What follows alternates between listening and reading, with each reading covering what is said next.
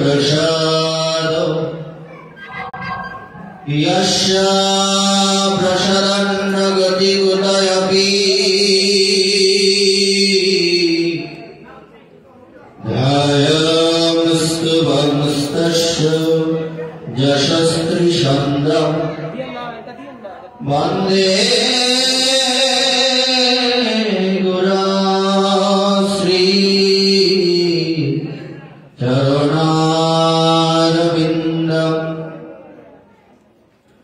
मन्नाथ श्री जगन्नाथ मद्गुरु श्री जगद्गुरु मदात्मा सर्वभूतात्मा तस्मै श्री गुरवे नमः।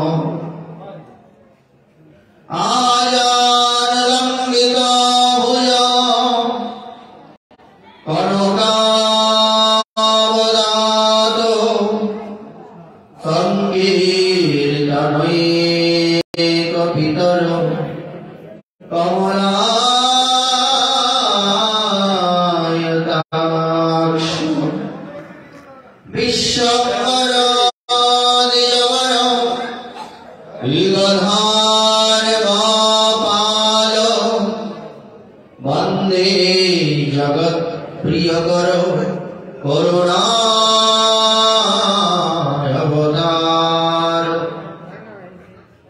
नमस्त्रिकाल सत्ताय जगन्नाथ सुताय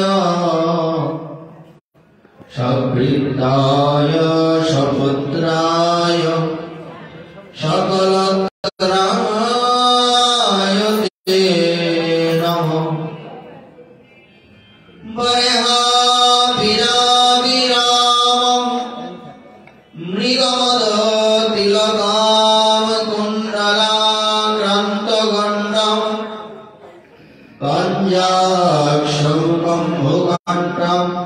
स्मित शुभमुखां सादरेण स्तवेन श्यामं शान्तं त्रिभङ्गं रविकरवसनं भूषितं वैजयन्तं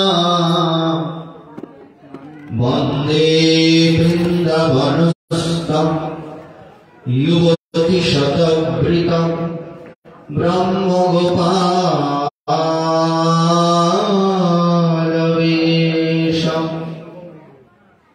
महेश्वरी क्रियेश्वरी सुरेश्वरी सधेश्वरी त्रिवेद भारतेश्वरी प्रमाण शासनेश्वरी रमेश्वरी खमेश्वरी प्रमोदकारणेश्वरी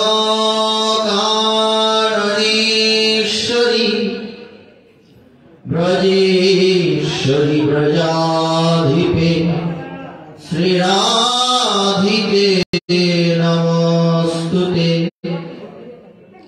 तप्तकाञ्चन गौरांगी राधे वृन्दावनेश्वरी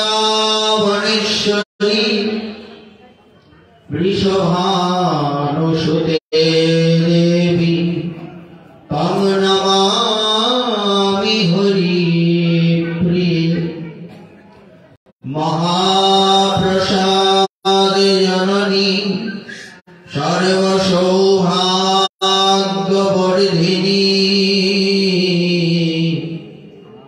आदिव्यधि हरा नित्यं तुलसी तं नमोस्तुते वाञ्छाकल्पतरुभ्यश्च कृपा सिन्धुभ्यैव च पतितानां पावनेभ्यो वैष्णवेभ्यो नमो नमः। जय रूप सनातन भट्ट रघुनाथ श्रीजीव गोपाल भट्ट दास रघुनाथ এই ছয় গোসাইয়ের করি চরণ বন্দন যাহা হইতে বিঘ্ন নাশ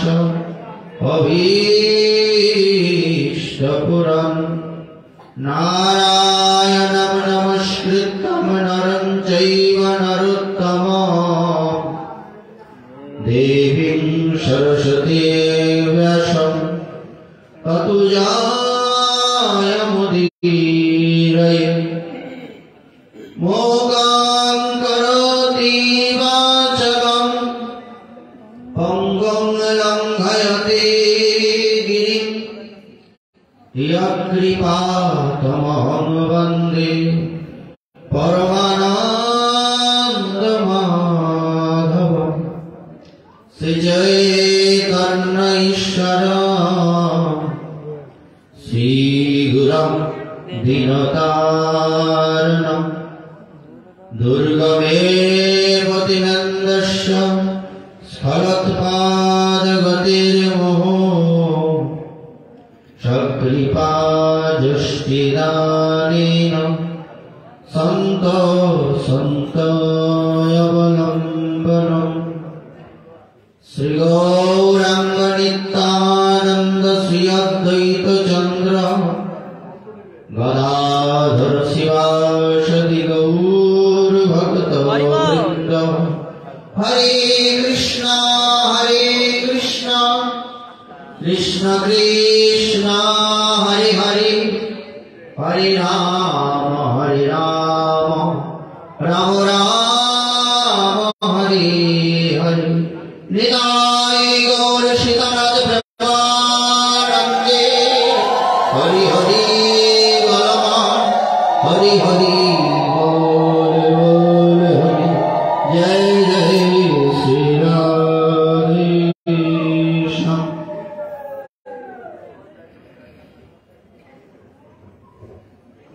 কারণ্য ঘন বিগ্রহ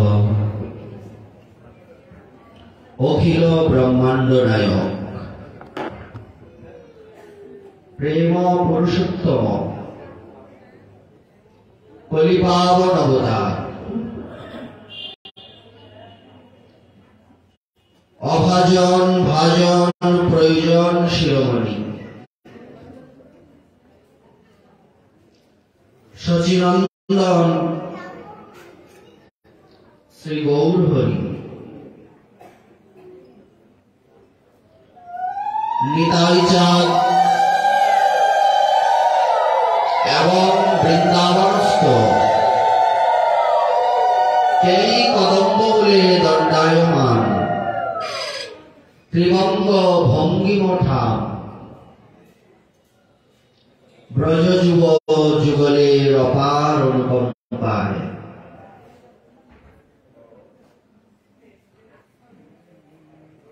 নিত্যধামগত পরমারাধ্যতম পরম পূজ্যপাদ ভজনের মূর্তিমান বিগ্রহ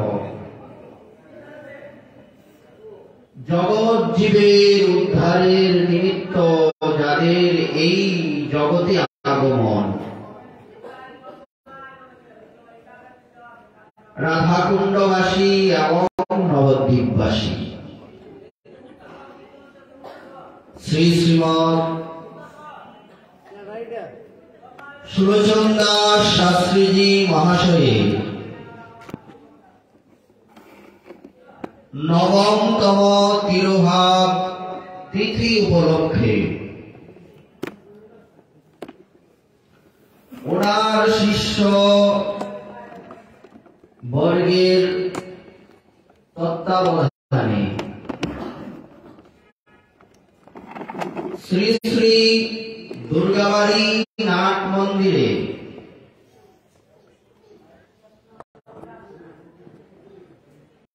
এই দুর্গাবাড়ির কমিটি বৃন্দের অনুপ্রেরণা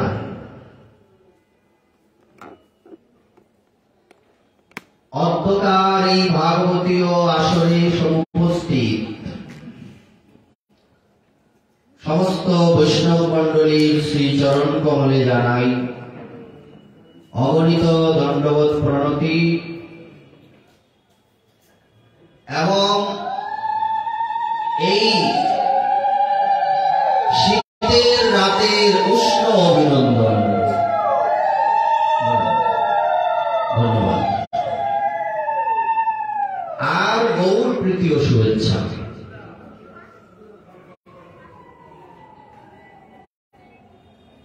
আমাদের আজকের আলোচনা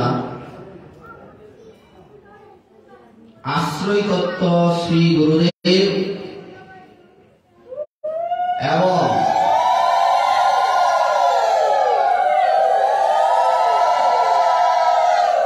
নববিধা ভক্তির মধ্যে অন্যতম শরণাগতি তথা আত্মনিবেদন নামক ভক্তির কিয়দংশ। আলোচনার প্রারম্ভে ক্ষমা চেয়ে নিচ্ছি, শাস্ত্রে বর্ণনা আছে হরিকথা শ্রবণ করতে হয় শুদ্ধ বৈষ্ণবের শ্রীমুখে, কিন্তু আমার মতো এই দুষ্ট যার কোনো ভজন নেই, সাধন নেই, কোনো অনুভব নেই, বলতে গেলে জগতে কিছুই নেই, তার এখানে এত ভক্ত বৈষ্ণব যারা অনেক প্রাচীন ভক্ত বৈষ্ণব, ওনাদের সম্মুখে হরিকথা বর্ণনা করাটা আমার একটা দৃষ্টতা। কেননা বাস্তব সত্যি যেটা, কাদের মুখে হরিকথা শ্রবণ করলে জীবের গতি হবে, যারা অনুভবী। আমার গুরুদেবকে আমি জিজ্ঞাসা করেছিলাম যে বাবা, প্রচার আসলে কাদের জন্য? তারা প্রচার করলে নিজেদের ভজনের ক্ষতি হবে না, আর জগতের জীবের গতি হবে। উনি বলেছিলেন যে দেখো, প্রচার একমাত্র তাদের জন্য যারা সমর্থবান, কিন্তু সমর্থবান না হয়েও আমার মতো দুষ্ট হরিকথা বলতে এই ব্যাসাসনে বসে যাবে, এটা কলির কৌতুক, আর কিচ্ছু না। এই জন্যই ক্ষমা চেয়ে নেওয়া।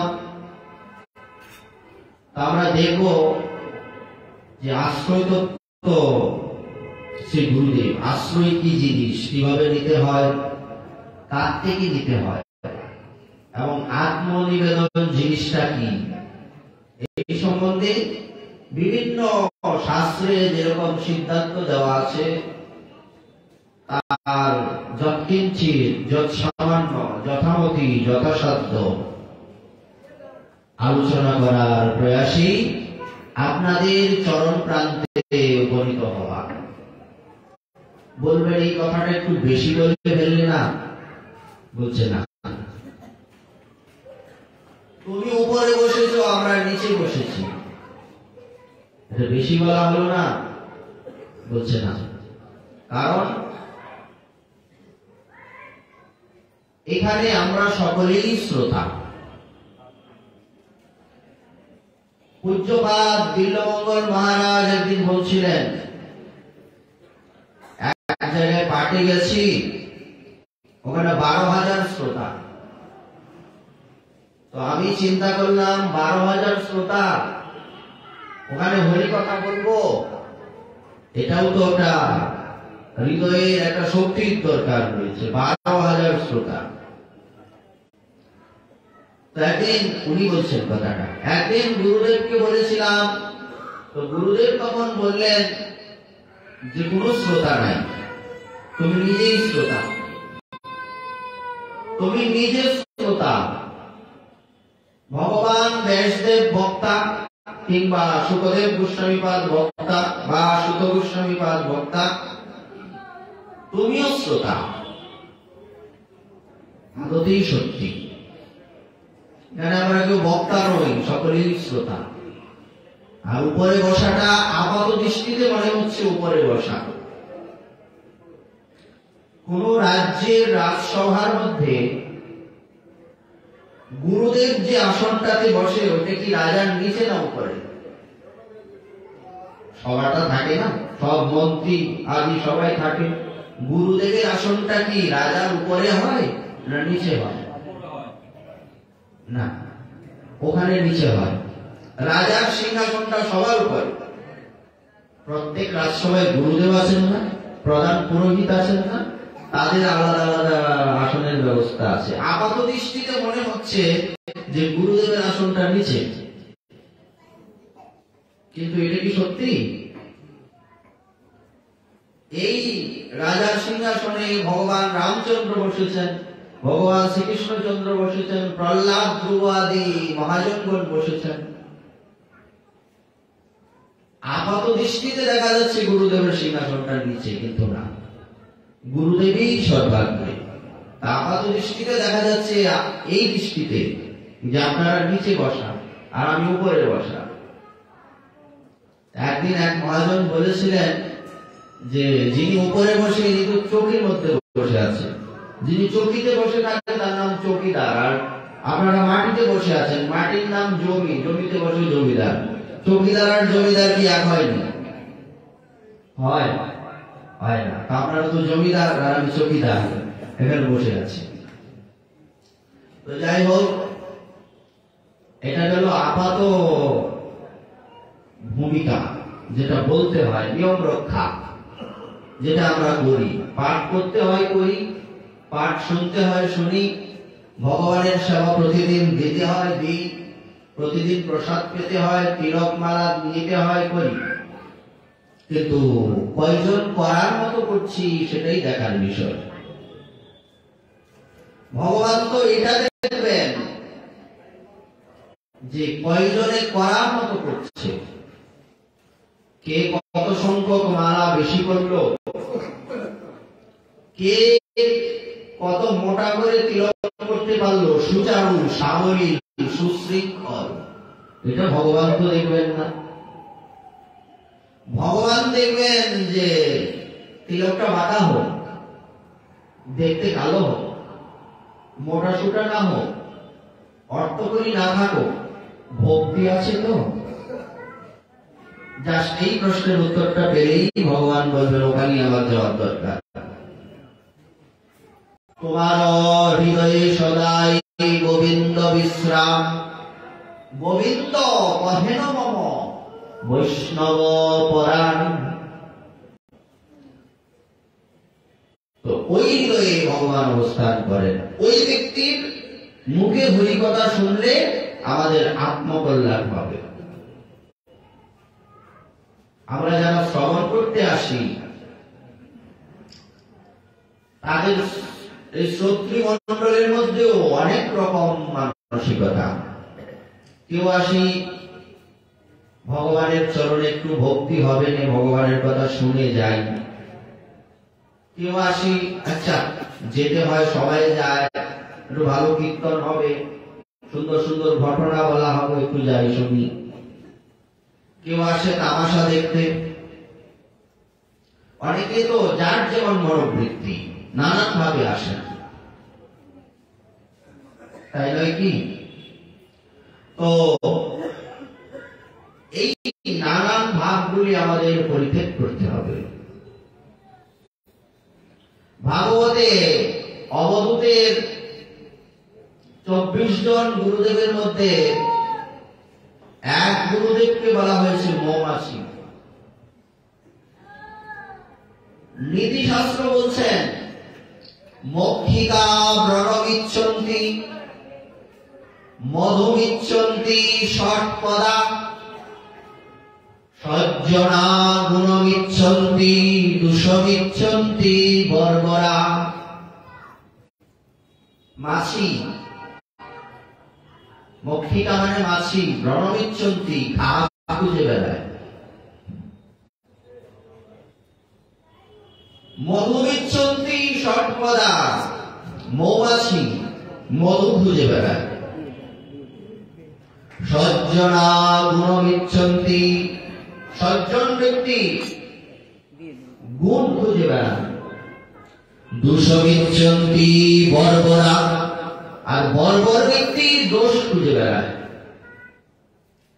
তো একজন গুরুদেব মৌমাছি কেন বলছে? মৌমাছি হলো সারগ্রাহী। সারগ্রাহী মানে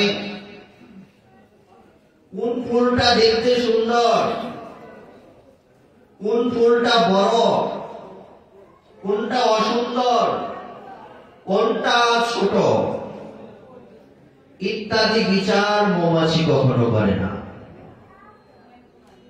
মৌমাছি বিচার করে মধু আছে কিনা, সব ফুলে যান, ছোট বড় যত কালারের ফুল রয়েছে সবগুলির মধ্যে যান, গিয়ে যদি মধু পান বসে মধুটা নিয়ে নেন, আর যদি মধু না পান তবে উড়ে চলে যান, আরেকটা ফুলে চলে যান। তো এটার থেকে মৌমাছিকে গুরু করার কি আছে? বলছে আছে বই কি, বলছে সেটা কি? সেটা হলো এই যে সারগ্রাহী। আরেকটা নিরপেক্ষ এরকম দৃষ্টান্ত রয়েছে যাকে রাজহংস বলে। তাই ভাগবতের দ্বাদশ স্কন্ধে বর্ণিত আছে বিভিন্ন প্রকার শ্রোতা, হংস শ্রোতা, মীর শ্রোতা, সুখ শ্রোতা, ইনারা হলেন উত্তম শ্রোতা। বলবার তাৎপর্য আমাদেরকে মৌমাছির মতো সারগ্রাহী হতে হবে। আদতে কিন্তু পাঠের মধ্যে বিশেষ কথা কমই বলা হয়, বিশেষ কথাগুলিকে একবার করে বলা হয়, ওটাকে বিশ্লেষণ করা হয়। এমনই তো ব্যাপারটা, বিভিন্ন আঙ্গিকে বিভিন্ন শাস্ত্র সিদ্ধান্ত অনুযায়ী এটাকে বিশ্লেষণ করা হয়। তো বিশ্লেষণে কার ভাষা সুন্দর এটা ধর্তব্য নয়। আমি দেখেছি এমনও হরিকথা বলছেন, ভালো করে শুদ্ধ বাংলা মানে একেবারেই শুদ্ধ জানেন না, হরিকথা বলছেন কিন্তু নয়ন জলে ভেসে যাচ্ছেন। এই জগতেই উনি নাই।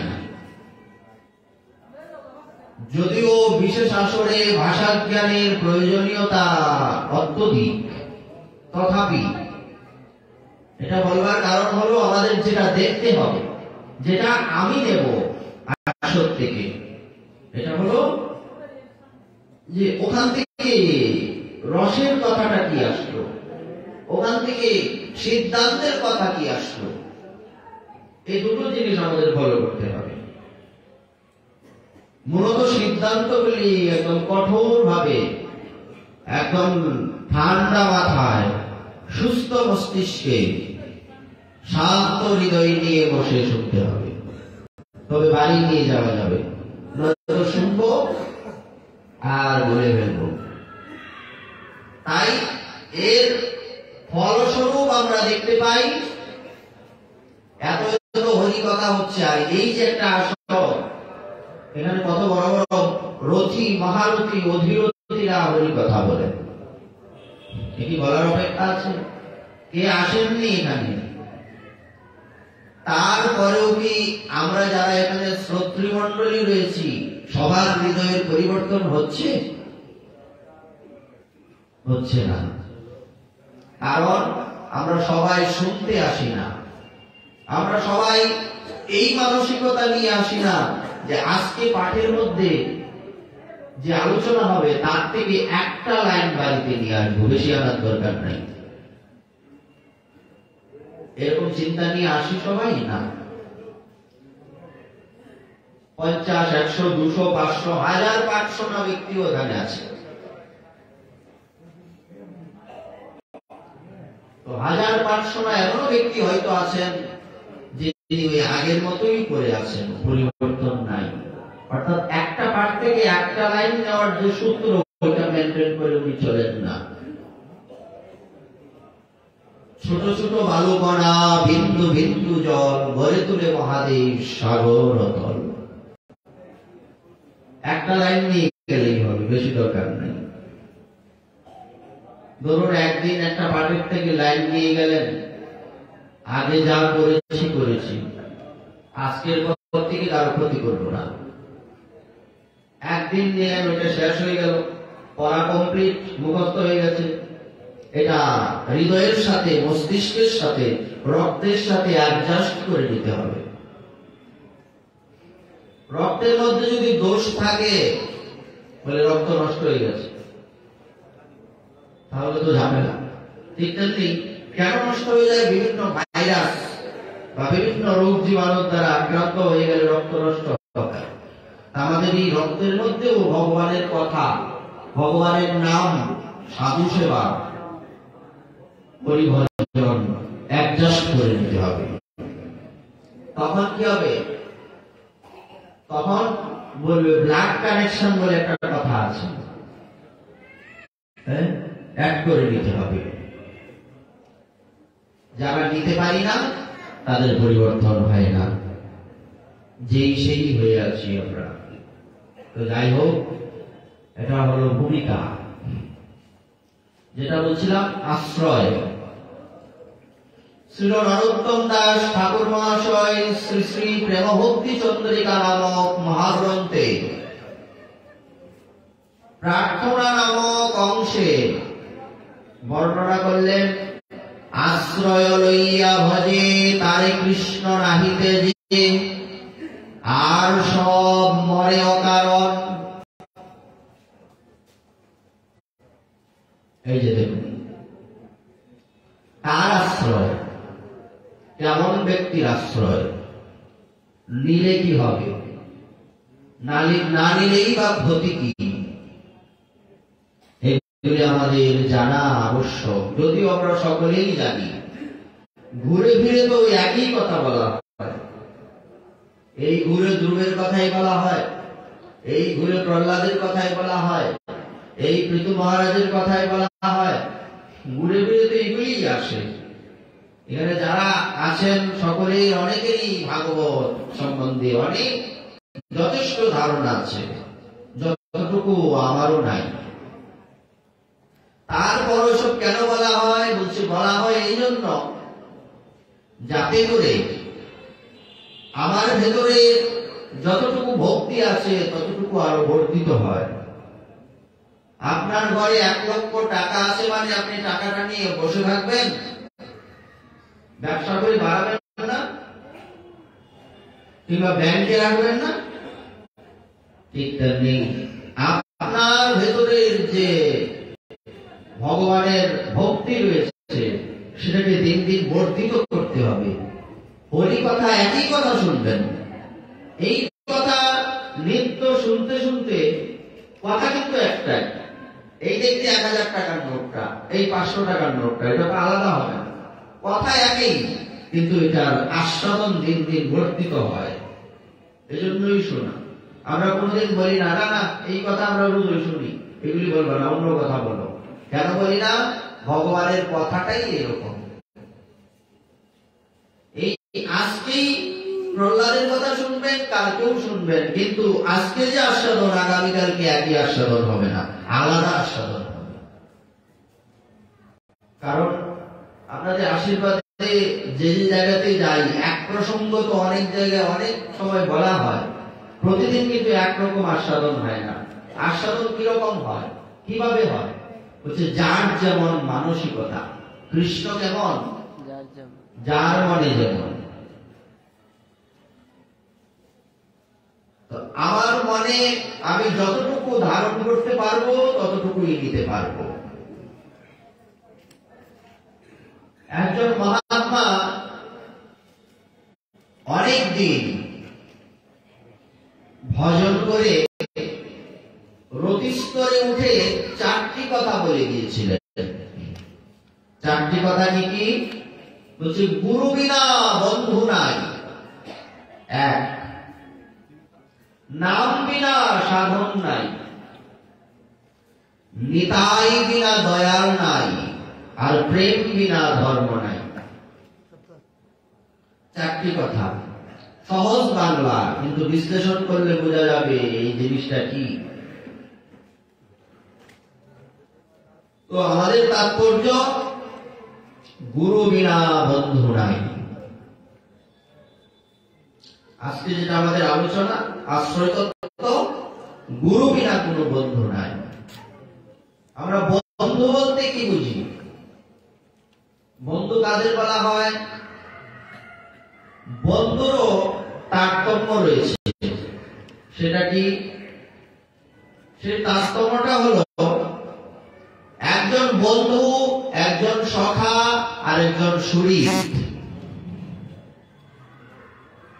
বন্ধু মানে যিনি তালে তাল মিলাবেন। পকেট গরম, বন্ধু আছে, পকেট খালি, বন্ধু নাই। সুসময়ে বন্ধু বটে অনেকেই হয়, অসময়ে হাই হাই কেউ কারো নয়। একে বলে বন্ধু। আরেকজনকে বলছে সখা। সখা মানে কি? যে আপনাকে অন্ধের মতো ভালোবাসবে। আপনি ভুল করবেন না ঠিক করবেন, আপনি ভুল করলেও ঠিক, ঠিক করলেও ঠিক। একে বলে সখা।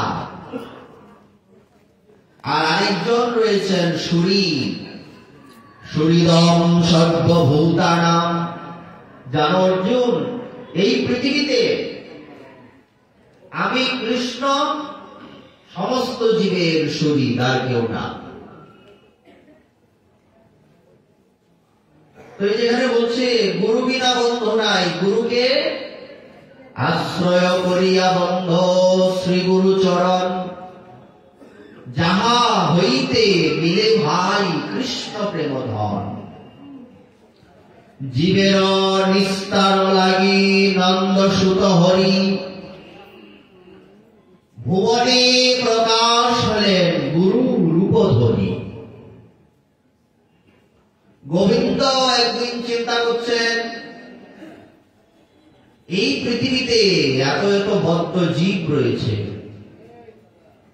এই বদ্ধ জীবেদের মুক্তির উপায় তারা তো করতে পারবে না, তো আমাকেই এর একটা বন্দোবস্ত করতে হবে। তাই উনি কি করলেন? উনার কৃপাটাকে, উনার করুণাটাকে একটা মূর্তি দান করলেন। তিনি হলেন গুরুদেব। ভগবানের কৃপামূর্তি বলা হয় গুরুদেবকে। সাধুগুরু বৈষ্ণব এক তত্ত্ব, আলাদা তো না। 3 তত্ত্ব কিন্তু এক, শুধুমাত্র একটু নামের ভিন্নতা। ব্যাপারটা কিরকম, যে আমাদের কি দরকার, আমাদের কি দরকার ওই ব্যক্তিকে, আমরা তো সুখেই আছি। মহাজন জিজ্ঞাসা করছেন, যখন একজন আরেকজনকে বলে কেমন আছেন, বলছে হ্যাঁ, না কেমন আছেন, বলছে ভালো আছি। আদতে কিন্তু ভালো নাই, আছি ভালো। যদি প্রশ্ন করা হয় কেমন আছেন, বলি ভালো আছি, কিন্তু ভালো নাই। কিন্তু আমরা ভালো নাই। কেন ভালো নাই? দুঃখালয় অশাশ্বতম। কারাগারে কেউ ভালো থাকতে পারে না। দুঃখের আলয়, যন্ত্রণার জায়গা। কিন্তু আমরা এই জায়গাটা থেকে সুখে পরিণত করতে চাই, যে ওই জায়গাটা আমার জন্য আনন্দের জায়গা হবে। ওটা সম্ভব না, অসম্ভব। আমরা কেমন অবস্থায় আছি? সংসার দাওয়া নরলীর লোক। সংসারটাকে বলা হয়েছে দাবানল। বনের মধ্যে যখন আগুন লেগে যায়, সেই আগুনে হাজার হাজার হেক্টর জমি, গাছপালা, বৃক্ষ সব পুরো ছাই হয়ে যায়। দমকল বাহিনীরা এসেও নেভাতে পারে না। কখন নেবে? যখন বৃষ্টি হয়। হেলিকপ্টার থেকে জল দেয়, তারপর নেভানো যায় না। শত শত হাজার হাজার হেক্টর পুড়ে ছাই হয়ে যায়। ঠিক তেমনি আমরাও কিন্তু দাবানলের মধ্যে আছি। বলছে কোথায়? শীতের মধ্যে এতগুলি কাপড় লাগিয়েছি, তাও শীত যায় না। তুমি বলছো দাবানল, তো দাবানল কেমন দাবানল? তাপ তো লাগে না। বলছে এই তাপ বাহ্যিক তাপ নয়। অনেকে বলে না, দেখতে পাচ্ছ আমি হাসি খুশি, আমার ভেতরটা খুব যন্ত্রণা হয়, বলে কিনা? আমাকে দেখতে পাচ্ছ আমি খুব হাসি খুশি, কিন্তু ভেতরটা আমার আংলা হয়ে গেছে, পয়লা হয়ে গেছে, বলে কিনা? আদতে আমাদের ভেতরে আগুন জ্বলছে। এই আগুনের সূত্রপাত থেকে হচ্ছে চাহিদার থেকে। ধ্যায়ত বিষয়াং পুংস সঙ্গস্তেষু উপজায়তে। আগুনের সূত্রপাত কোথা থেকে? চাহিদার থেকে, বিষয়ের আকাঙ্ক্ষার থেকে। যার যত বেশি বিষয়ের আকাঙ্ক্ষা, তার তত বেশি হৃদয় আগুন। যার যত বেশি উচ্চাকাঙ্ক্ষা, তার ভেতরে তত বেশি যন্ত্রণা। এই আগুন, এই দাবানল ভেতরে জ্বলছে জ্বলছে। ত্রাণায় কারুণ্য ঘনাঘনত্বম। এর থেকে মুক্তির উপায় কি?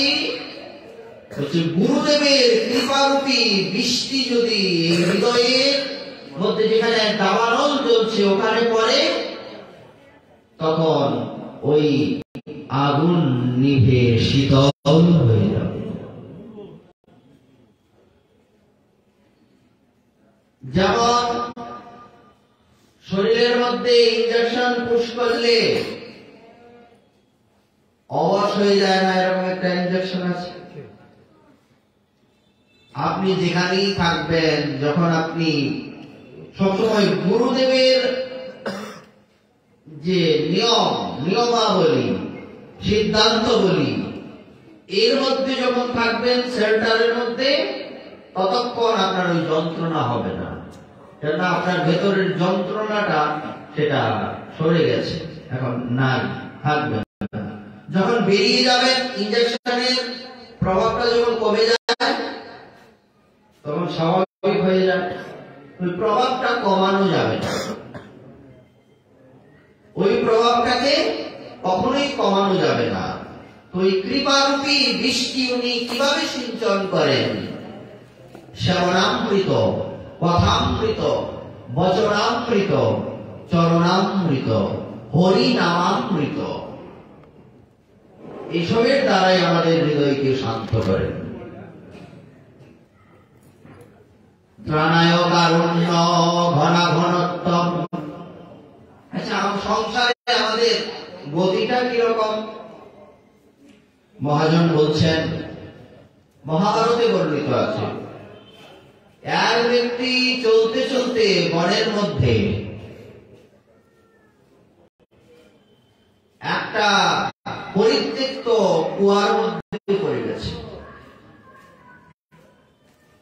পরিত্যক্ত কুয়া মানে, যেহেতু জঙ্গলের ভেতরে, ওখানে কেউ যায় না, ব্যবহারও করে না। এটা আশেপাশে কি বিভিন্ন আগাছা, বিভিন্ন গাছগাছালিতে দেখা যায় না, ওটা গর্ত, এর মধ্যে পড়ে যাচ্ছে। যখন পড়ে যাচ্ছে, তখন এই ভেতরে কিছু লতা রয়েছে, ওই লতার মধ্যে আঁকড়ে ধরেছে, ঝুলে আছে। এদিকে দেখা যাচ্ছে যে দুটো লতার মধ্যে ধরে ঝুলে আছে ব্যক্তিটা, একটা লতার মধ্যে একটা কালো ইঁদুর, আরেকটা লতার মধ্যে একটা সাদা ইঁদুর, এটা লতাটাকে কেটে দিচ্ছে।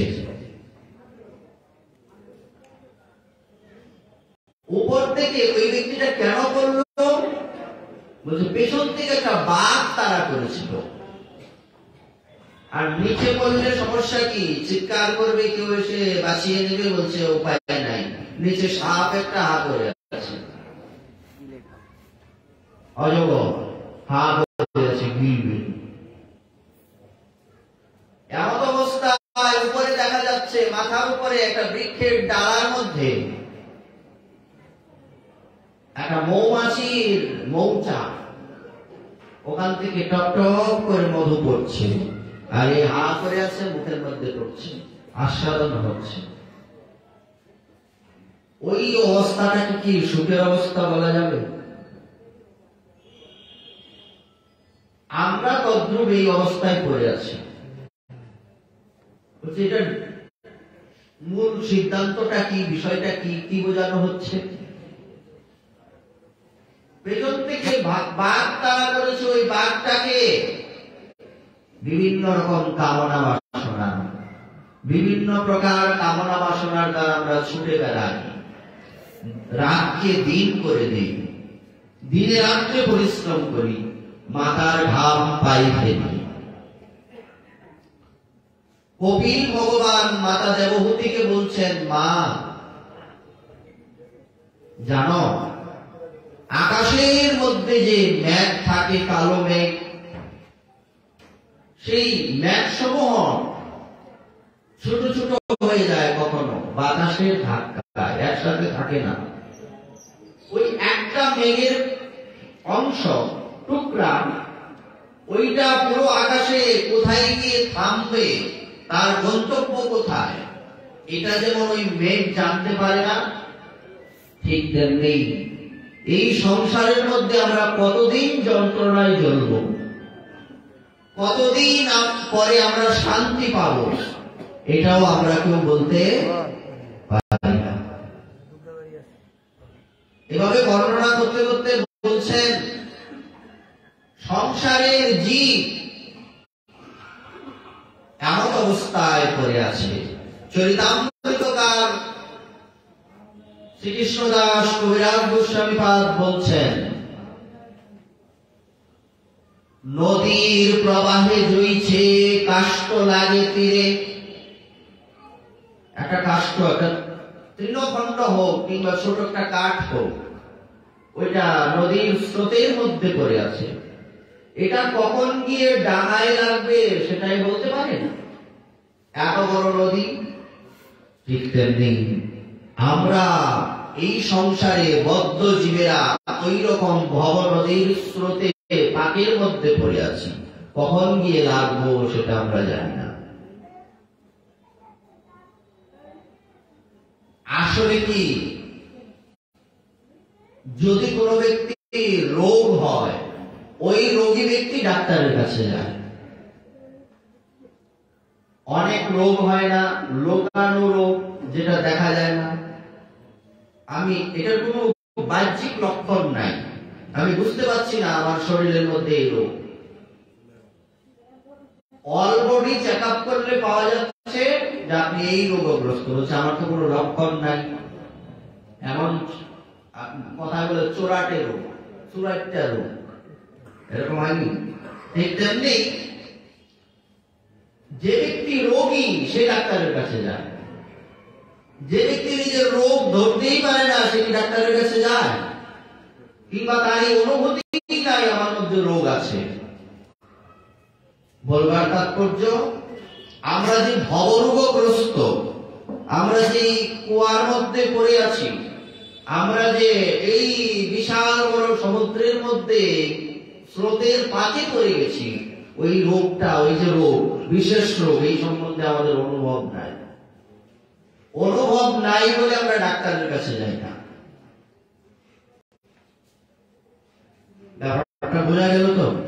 আমাদের ডাক্তারকে সবাই তো কি করে, দেহের রোগ হলে ডাক্তারের কাছে যায়।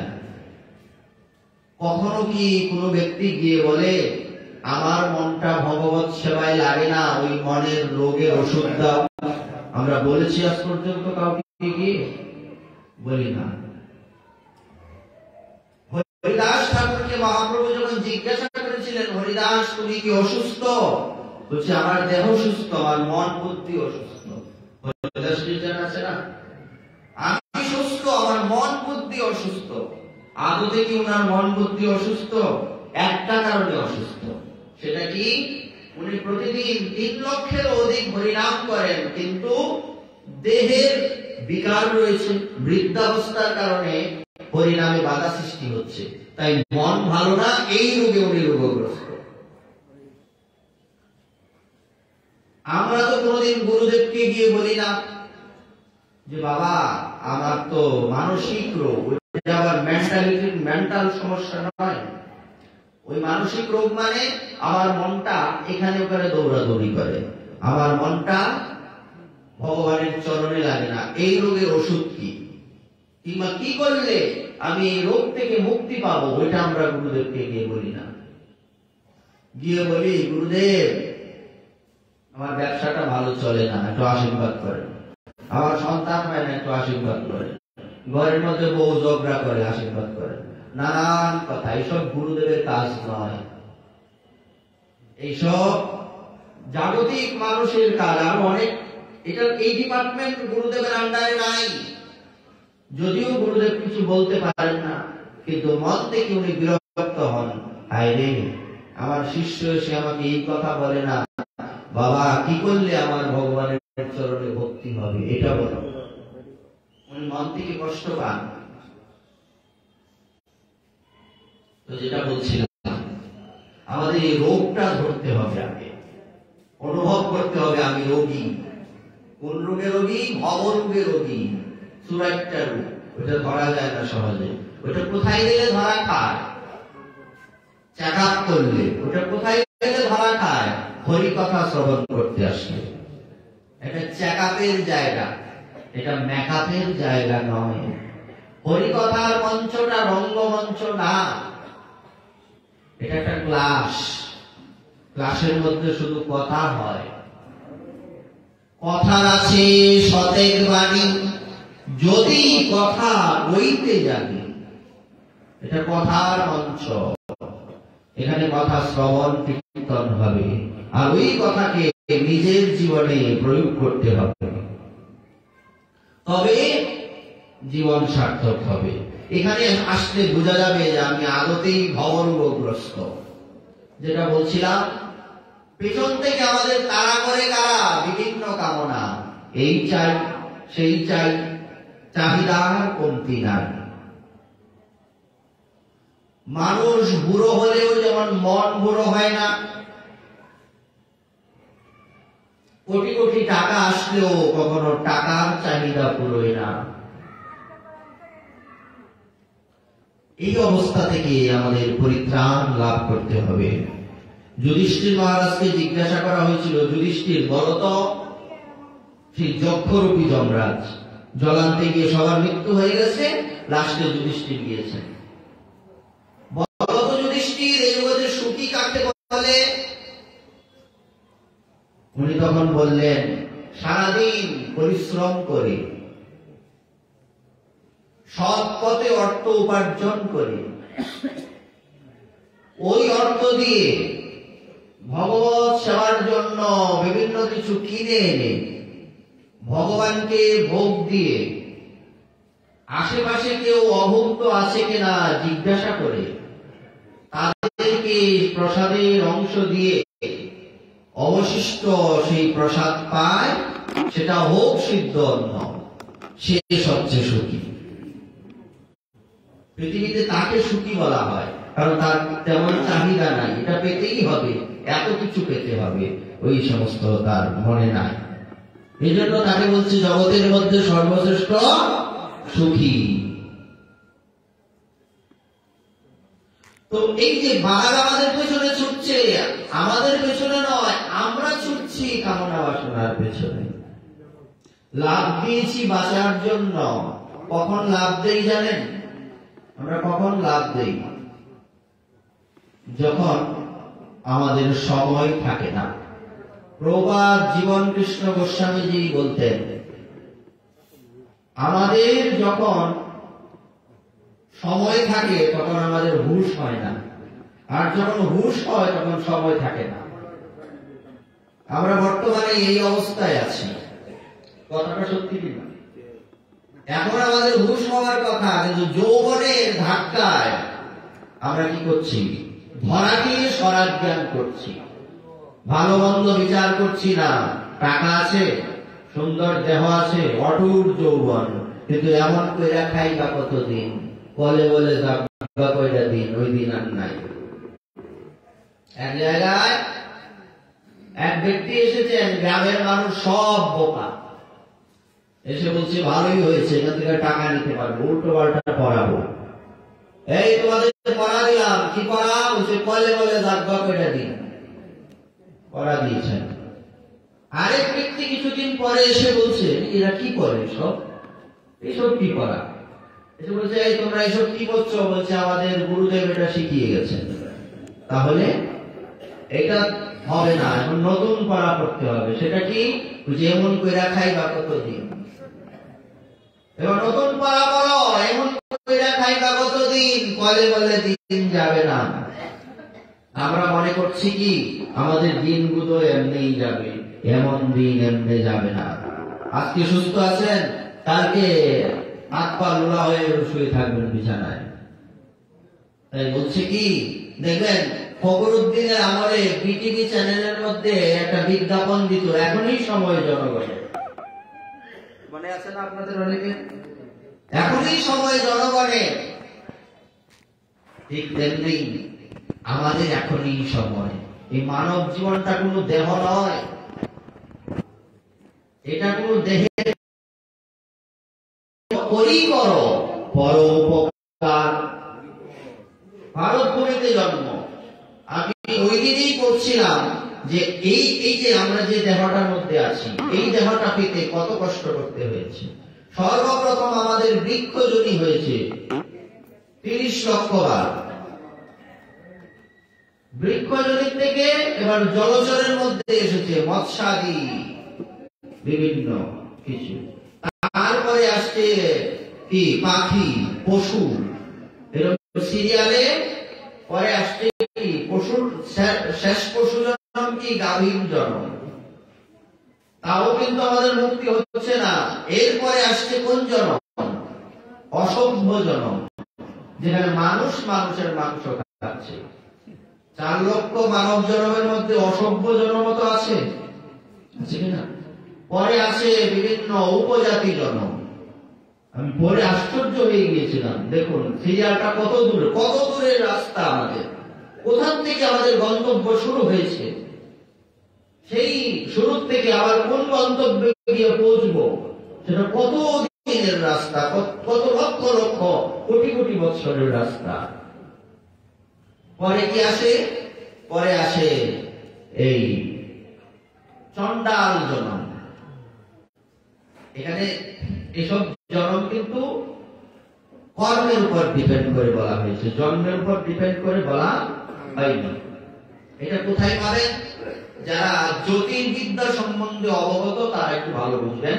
দেখবেন লেখা থাকে জন্মে অমুক রাশি, অমুক বর্ণ, অমুক গণ, দেবগণ, নরগণ, অসুরগণ, ব্রাহ্মণ, বিপ্রবর্ণ, ক্ষত্রিয় বর্ণ, বৈশ্যবর্ণ, শূদ্রবর্ণ। লেখা থাকে না জন্মে অমুক রাশি, অমুক বর্ণ, দেবগণ বা নরগণ বা অসুরগণ। এই বিচারে কিন্তু জন্ম। এখানে যে বিচারটা করা হচ্ছে, এখানে এই বিচারটা দেখানো হচ্ছে। তারপর কি? চন্ডাল জন্মের পরে আসে শূদ্র জন্ম। শূদ্র জন্মে না কোনো বিচার বিবেচনা কিছু নাই। এখানে শূদ্র বলতে কিন্তু আমিও শূদ্র হতে পারি, আমি হতে পারি জন্মগত ব্রাহ্মণের ছেলে, কিন্তু কর্মগত আমি শূদ্রের ছেলে, বা ব্রাহ্মণের ছেলে শূদ্র হয়েছি। শিক্ষকের ঘরেও মূর্খ হতে পারে। হ্যাঁ, তো বিষয়টা কেন এইভাবে বলা? যখন কোন ব্যক্তির বাস বিচার থাকবে না, আহারের ঠিক নাই, বিহারের ঠিক নাই, চলাফেরার ঠিক নাই, মানে যাকে বলা হয় অসুস্থ মস্তিষ্কের ব্যক্তি। বাংলায় 420, ইংরেজি পেলে বুঝবেন 420। বাংলা বুঝি না, 420 করে কিন্তু বুঝি নাই, 420 বলাতে সবার মুখে হাসি, কেন এটা বুঝতে পারছি। হ্যাঁ, তো ওই ব্যক্তি এই ঘুরে বেড়াচ্ছে, কোন বিহারের আহারের কিচ্ছু ঠিক নাই, নিয়ম কানুন, নিয়মানুবর্তিতা, সময়ানুবর্তিতা, শৃঙ্খলা, সম্মান কিচ্ছু নাই, স্নেহ, ভক্তি, ভালোবাসা কিচ্ছু নাই। ওইটাকে বলে কি শূদ্র জনম। এটা যে কেউ হতে পারে, এটা ময়মনসিংহ শহরেও হতে পারে, ওইটা আদিবাসী জঙ্গলেও হতে পারে। ময়মনসিংহ শহরে হলেই যে সবাই সাধু তাও না, বোঝা গেল। ব্রাহ্মণের ঘরে হলেই যে সবাই সাধু হয়ে যাবে তাও না। তারপর শূদ্র জন্মের পরে আসে কি কোন জন্ম? বৈশ্য জন্ম, একটু শালীনতা আসে। তারপর ক্ষত্রিয় জন্ম, আরেকটু বাল্য। তারপর ব্রাহ্মণ জন্ম, আরেকটু বাল্য। তারপরে গিয়ে বৈষ্ণব। দৃষ্টান্ত দিচ্ছেন কি? বলছে 4 বর্ণের গুরু ব্রাহ্মণ, ব্রাহ্মণের গুরু বৈষ্ণব, বৈষ্ণবের গুরু সন্ন্যাসী, সন্ন্যাসীর গুরু অবিনাশী, অবিনাশীর গুরু ব্রজবাসী। বলবার তাৎপর্য এই হল ক্রম। তাহলে দেখুন তো কত দৌড়ের রাস্তা আমাদের। আমরা কি ভাবি এই 100 বছর কিংবা 50, 60, 70 বছর এর মধ্যে আমরা সীমাবদ্ধ নই। এই অনেক দিনের দৌড়, অনেক দিনের পথ, সেই চলে বেড়াচ্ছি, হেঁটে বেড়াচ্ছি, জানি না কোন দিন এই দৌড়াদৌড়ি বন্ধ হবে। এটা বন্ধ হবে কার কৃপায়? এবার আসুন, কামনা বাসনার ধাক্কায় এবার সে কি করলো? বাঘ পেছন থেকে ছুটছে, লাফ দিয়েছে, এবং সে তো জানে না, দৌড়তে দৌড়তে কুয়ার মধ্যে পড়েছে। এখন কি করবে? বুঝতে পেরেছে যখন একটা গর্তের মতো, তাড়াতাড়ি লতার মধ্যে ধরে নিয়েছে। ধরলে কি হবে? লতাও অস্থায়ী লতা। একটা কালো ইঁদুর, একটা সাদা ইঁদুর। কালো ইঁদুর আর সাদা ইঁদুর মানে কি? সেটা হলো দিন আর রাত্রি। আর নিচে হা করে সাপ বসে আছে গিলার জন্য, ওইটা কি? মহাকাল। আমাদের কি বাঁচার রাস্তা আছে? এখান থেকে বাঁচাতে পারে। আবার উপর থেকে যে ফোটায় ফোটায় মধু পড়ছে, এটা হলো সংসারের তুচ্ছ অনেক সুখ। ফোটায় ফোটায় তো একটা না পারে না, ফোটায় ফোটায় বলতে বোঝাচ্ছে এই সুখ আবার দুঃখ, এই সুখ আবার দুঃখ। তাই কি বলছে? সুখ অস্থায়ী, দুঃখ অস্থায়ী, দুটোই ভক্তির পথে বাধা। ওই ছেলেটা কি নাম আসছিল ঘরের মধ্যে? লোকজয়। এই জিজ্ঞাসা করছিল, আচ্ছা এখানে যে বলছে, দাদা আমি তো কথাটা বুঝতে পারছি না। কৃষ্ণ ভক্তির বাধক যত শুভাশুভ কর্ম, এহ জীবের এক অজ্ঞানতম ধর্ম। চৈতন্য চরিতামৃতে এটা কি বললো? শুভ কর্ম কৃষ্ণ ভক্তির বাধা, এটা কিভাবে হতে পারে? ট্যালেন্ট আছে ছেলেটা, সেই প্রশ্ন করলো। এমনিতেই ক্লাস পেল, নটর ডেম কলেজে চান্স পেয়েছে। কেমন জায়গাটাতে তার চোখটা গেছে দেখুন, ট্যালেন্টটা কোথায়? একজন বৃদ্ধ সেই কথা জিজ্ঞাসা করতে পারেন। কৃষ্ণ ভক্তির বাধক যত শুভাশুভ কর্ম, এটা কি? অশুভ কর্ম কি করে কৃষ্ণ ভক্তির বাধা হয়? কত সুন্দর প্রশ্ন! এইসব প্রশ্ন শুনলেই তো মন প্রসন্ন হয়। এতটুকু ছেলে এত সুন্দর প্রশ্ন করে। বলছে শুভ কর্ম কৃষ্ণ ভক্তির বাধা। 3 প্রকার কর্ম: কর্ম, অকর্ম, বিকর্ম। একটা ভালো কর্ম, একটা মন্দ কর্ম, একটা নিষ্কাম কৃষ্ণ ভাবনাময় কর্ম। হ্যাঁ, ভালো কর্ম করলে এটার ফল কি? স্বর্গ। মন্দ কর্ম করলে নরক। আর কৃষ্ণ ভাবনাময় কর্ম করলে ভগবত চরণ। এটা আলাদা জিনিস না। ওই শুভ কর্মটাও কৃষ্ণ ভক্তির বাধা। বিভিন্ন যাগ যজ্ঞাদি বিশাল আরম্ভ, এই সেই কৃষ্ণ ভক্তির বাধা স্বরূপ। কারণ এতে রাজসিক তামসিকতাই পাওয়া যায়। একটা পুজো ভালো হয় না, সব জায়গায় ঝামেলা, সব তামসিক। সাত্বিক পুজো ওইটা পাওয়া যায়। বক্স না হলে পুজো হয়, আর যদি একটু জল টল হয়, জল পানি, তত ভালো হয়। একটু যদি সুপ টান দেওয়া যায়, নাক দিয়ে রাইস মিলের মতো ধোয়া বেরোয়, তখন এই পাওয়ার জন্য খুব খুশি। তো এটা তো পুজো না, উৎপাদ। ভাগবত শাস্ত্র বললেন উৎপাদায় কল্পতে, এসব উৎপাদের সৃষ্টি করে। উৎপাদের ধন কি? চিৎপাতে যায়। ব্যাকরণে আছে কিনা? উৎপাদের ধন চিৎপাতে যায়, এর ফল ভালো হয় না। এই শুভকর্ম মঙ্গলের পরিপন্থী হয়ে গেল, ভজনের পরিপন্থী হয়ে গেল। আর এটা যখন এই যে একটা মাইক, এটা যাত্রা গানেও ব্যবহার হয়, হরিকথায় হরিনামেও ব্যবহার হয়, মন্দ কাজে ব্যবহার হচ্ছে। তো দুটো কি এক? এটা এই যে হরিকথায় বলা হচ্ছে, হরিকথার এটা কাজে লাগলো মানে এটা বর্তমানে সাত্বিক, এর জীবনটা আমার জীবনের থেকে উন্নত, এর কোনো কি নাই, পাপ নাই। আমার পাপ আছে বলছি, এটার মধ্যে কি জীবন আছে? বলছে আছে। বই কি? এটাকে অনুপরমাণুতে বিশ্লেষণ করবেন, দেখবেন অটোমেটিক জীব বেরিয়ে আসছে। অণুবীক্ষণ যন্ত্র দিয়ে খুঁজে বিচার করলে পাওয়া যাবে এর মধ্যেও প্রাণ রয়েছে। মারাত্মক বিষয়, কোথায় প্রাণ নাই? আমাদের শরীরের প্রত্যেকটা লোম কূপে কূপে প্রাণ রয়েছে, ধরলেই দেবে কিলবিল কিলবিল কিলবিল করছে। মারাত্মক বিষয়। ভগবানের যে সৃষ্টি, এইটার বিশাল রহস্যপূর্ণ। ওই ব্যক্তি কিভাবে যে সৃষ্টি করলেন উনি নিজেই জানেন, আর কেউ ভালো জানতে। গীতাতে ভগবান, গীতার মাহাত্ম্যে কি বর্ণনা আছে? এই গীতার মহিমা কৃষ্ণই ভালো জানেন, ওনার থেকে ভালো কেউ জানে না। পরে কিঞ্চিত দেশদের জনক রাজা ওনারা কিছু কিছু জানেন, আছে কিনা লেখা? সর্বোচ্চ কে জানেন? সুপ্রিম ব্যক্তি ওই কৃষ্ণস্তু ভগবান স্বয়ং, যিনি কিনা সর্বকারণ কারণ, অখিল ব্রহ্মাণ্ড নায়ক, পরমানন্দ চিন্মূর্তি যিনি, একমাত্র উনিই বলতে পারবেন। তারপর এই হলো আমাদের দৌড়াদৌড়ি। এই রোগকে যদি আমরা ধরতে পারি তখন আমরা সাধু সঙ্গ করি। কখন লোক সাধু সঙ্গ করে? বলছে এই জগতে দুই প্রকার জীব রয়েছে, নিত্যবদ্ধ জীব, নিত্য মুক্ত জীব। নিত্যবদ্ধ, নিত্য বহির্মুখ, নিত্য ভুঞ্জে নরকাদি দুঃখ।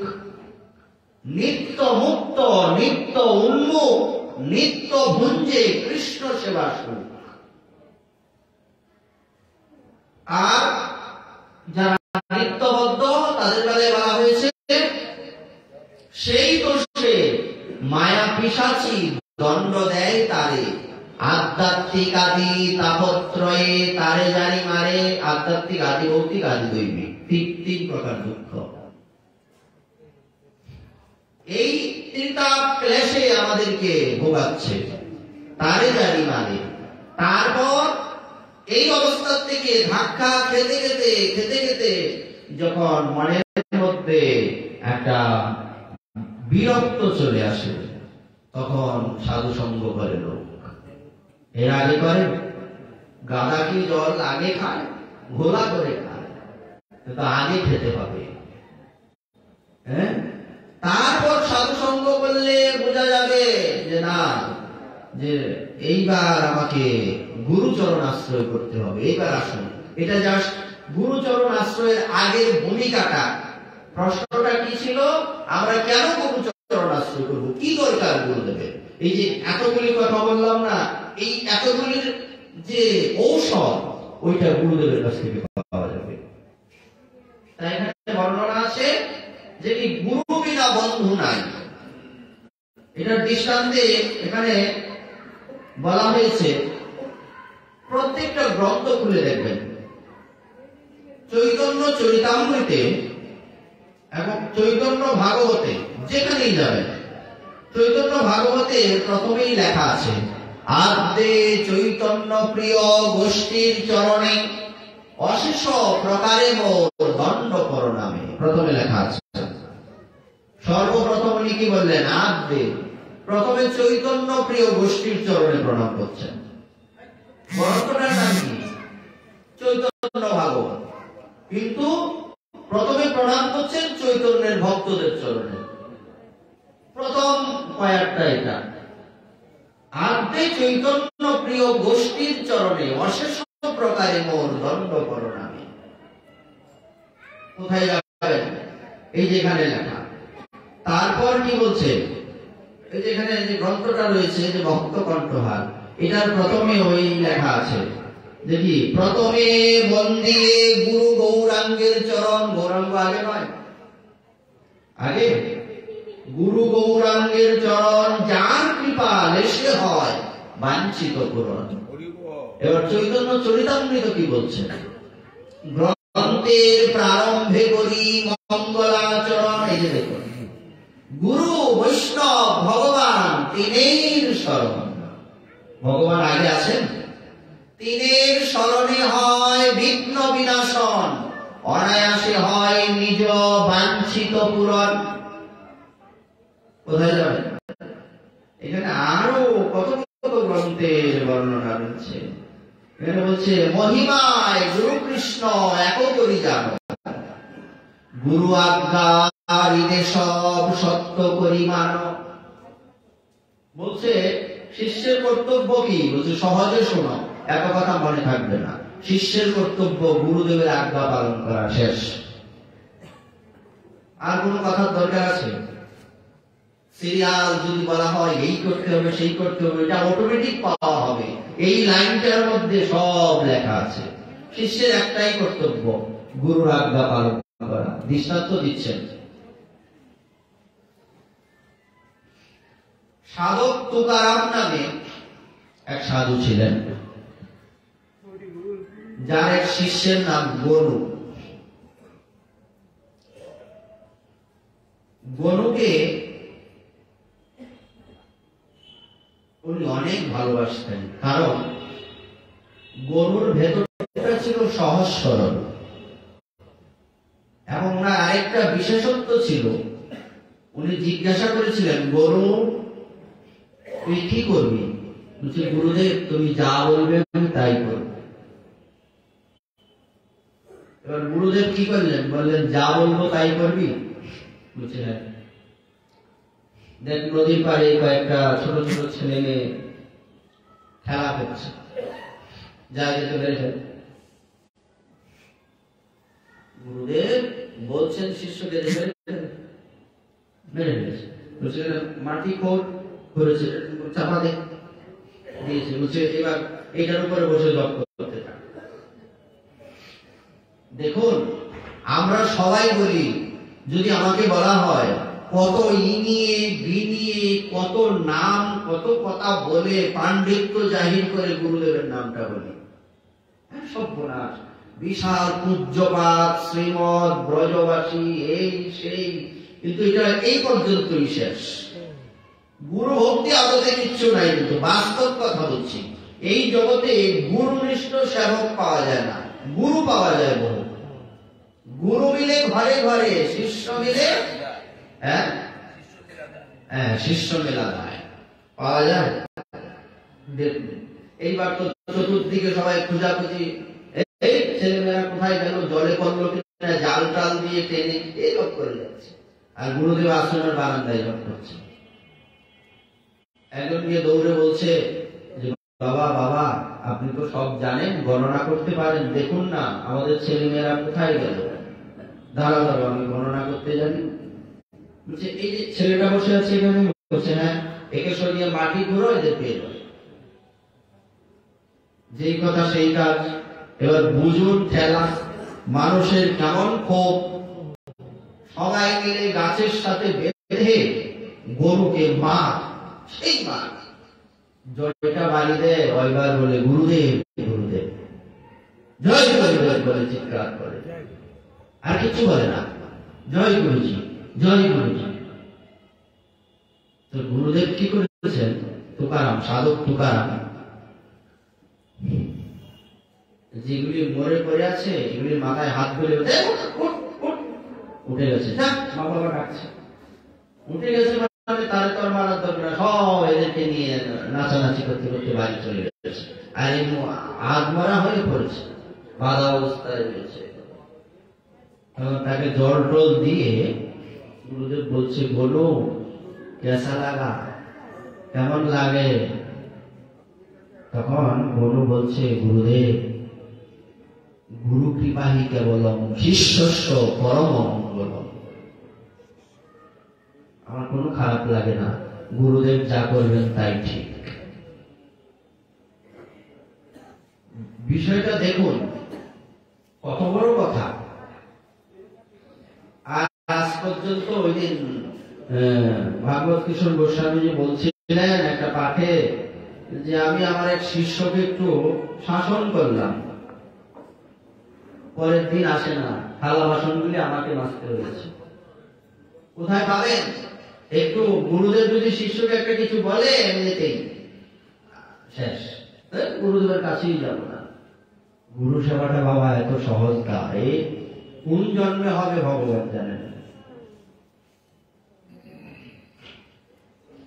আরেকজন সাধু, উনি ওনার শিষ্যকে বলছেন যে কাজ কর, আমার ছেলেটাকে জলে ফেলে দে। জলে ফেলে দিয়েছে। অন্য শিষ্যরা দৌড়াদৌড়ি করে নিয়ে এসছে, তুই জলে ফেলে দিলি? ফেলে দেবো না, গুরুদেব বলেছে তাই ফেলে দিয়েছি। গুরুদেব বললেই করতে হবে। বলছে এটাই ঠিক। এবার আশ্রমের মধ্যে আগুন লাগিয়ে দে। আশ্রমে আগুন লাগিয়ে দিয়েছে। একে আর কেউ দেখতে পারে না। গুরুদেব কাছে কাছে রাখেন, কিন্তু অন্য কেউ দেখতে পারে না। এবার গুরুদেব চলে যাওয়ার আগে, অপ্রকট লীলায় যাওয়ার আগে বলছেন, তোমরা কে কি নিতে চাও এদিকে আসো। প্রধান যে শিষ্য, তাকে নিজের জপের মালাটা খুলে দিয়ে দিতে, যা এটা তোকে দিলাম, তুই এটা জপ করবি। আরেকজনকে একটা গলা থেকে মালা খুলে দিয়েছেন, যাকে একজনকে একটা উত্তরিয়ে দিয়েছেন, প্রসাদী হিসেবে দিচ্ছেন। উনি চলে যাবেন, বেশি দিন, 2-1 দিন আছেন, আর নাই। ওই শিষ্যটা পিছনে দাঁড়িয়ে আছে, কিন্তু কেউ ভালোবাসে না। আমরা গুরুদেবের কাছে আসলে তুই থাকতে পারবি না, তুই দূরে থাকবি, কেউ দেখতে পারে না। কেউ যদি ঘরে আগুন লাগিয়ে দেয়, যাকে তাকে জলে ফেলে দেয়, তারপরে একে কেউ দেখতে পারবে? তারপর দূরে দাঁড়িয়ে কাঁদছে, যাই এদিকে বলছি, কি গুরুদেব তুই কিছু নিবি না? সবাইকে তো সব দিয়ে দিলাম। তখন ওই ছেলেটা বলছে, গুরুদেব আপনি আমাকে ছেড়ে চলে যাবেন, আমি কি করে থাকবো এটাই চিন্তা করছি। আর আপনি বলছেন আমি কি নেব, এসব দিয়ে আমি কি করব? গুরুদেব টাইবারে কিছুই নাই, গুরুদেব টাইবারে কিছুই নাই। তখন বলছে, জানিস সবাইকে সব দিয়েছি, একটা জিনিস তোর জন্য রেখেছি। বাবা সেটা কি? আশীর্বাদটা কাউকে দেই নাই। যা, তোকে আমি আশীর্বাদ করলাম, একদিন তুই গোবিন্দের গুরু হবি, যা। এই ছেলেটাকে শান্তিকরী বলি, গোবিন্দের গুরু হয়েছে। কার কৃপায়? গোবিন্দের কৃপা। গোবিন্দকে আমরা চিনি, দেখেছি কোনদিন? কার কৃপায়? গুরু কৃপায়। তাই বলছি, গুরু কৃপা কি কেবলম শিষ্যস্য পরম মঙ্গলম। শিষ্যের দ্বিতীয় কোন মঙ্গল কোথার থেকে পাবে না, সে গুরু কৃপা সম্পর্ক। তাই এখানে বলছে, গুরু বিনা বন্ধু নাই।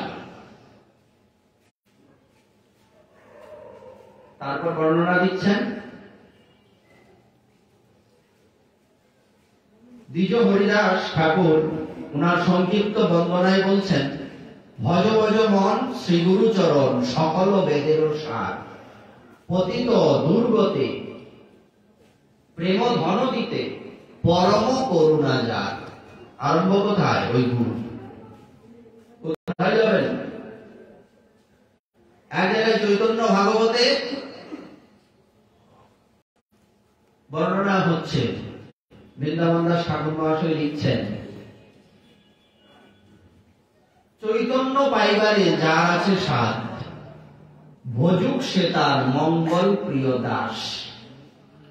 যার চৈতন্যকে পাওয়ার ইচ্ছা আছে, সে চৈতন্যের মঙ্গল প্রিয় দাসের চরণে আশ্রয় দেবে। কোথায় পাবেন? যত জায়গায় যাবেন প্রত্যেকটা জায়গায় একই কথা লেখা আছে, কোথাও এর বেশি কিছু পাওয়া যাবে না, এর বেশি কিছু পাওয়া যাবে না। আর বলা হয়েছে চৈতন্য চরিতামৃতে, গুরুদেব কি করেন, শিষ্যের দেহটাকে অপাকৃত করে দেন। দীক্ষাকালে ভক্ত করে আত্মসমর্পণ, কৃষ্ণ তারে তৎকালে করে আত্মসমর্পণ। দীক্ষা যখন কেউ নেয় তখন গুরুদেবের চরণে সে আশ্রয় নেয়, আর আশ্রয় নিলে পরে কৃষ্ণ তখন ওই ব্যক্তির নামটা ওনার দাসের খাতায় লিখে দেন। সেই দেহ করে তার চিদানন্দময়, অপাকৃত দেহে কৃষ্ণের চরণ ভজয়। চৈতন্য চরিতামৃতে বলছে। এখন প্রশ্ন হল, যে ব্যক্তি গুরু কৃষ্ণ সেবক বা শিষ্য, গুরুদেব কি তার দেহটাকে চিন্ময় করে দিতে পারেন? ওটি কি রক্ত মাংসের শরীর না? চিন্ময় দেহে কি রক্ত মাংস আছে? এই কথাটা তো এখানে মিথ্যা। চিদানন্দময় কি করে হয়? প্রশ্ন হতেই পারে। এখানে মহাজন আস্বাদন করছেন মেন্টালিটির পরিবর্তন।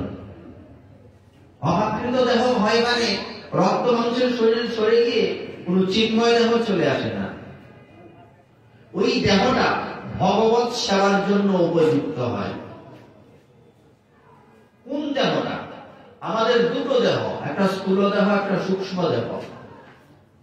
সূক্ষ্ম যে দেহটা রয়েছে মন, বুদ্ধি, অহংকার, এই তিনটার সমন্বয়। এই দেহের পরিবর্তন গুরুদেব করে দেন।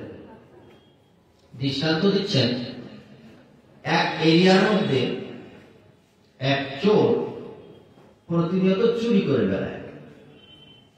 এখন এরিয়ার মধ্যে চুরি করছে, কোনো না কোনো ভাবে একটা না একটা সময় লোকে জানতে পেরে যায় চোর।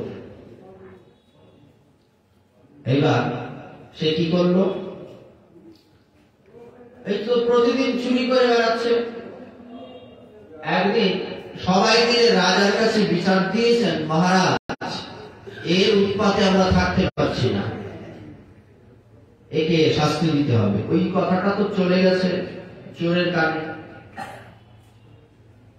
চোর কি করেছে? সে রাস্তা দিয়ে হেঁটে যাচ্ছে, চিন্তা করতে করতে, কে ঘুমাচ্ছেন একটু দেখি, বলছে হাঁটতে হাঁটতে যখন যাচ্ছেন তখন এক জায়গায় পাঠ হচ্ছে। পাঠের মধ্যে গুরুদেব বলছেন, দীক্ষা নিলে পরে পুনর্জন্ম হয়, দীক্ষা নিলে পুনর্জন্ম হয়। তো চোরটা ভাবছে, পুনর্জন্ম যদি হয়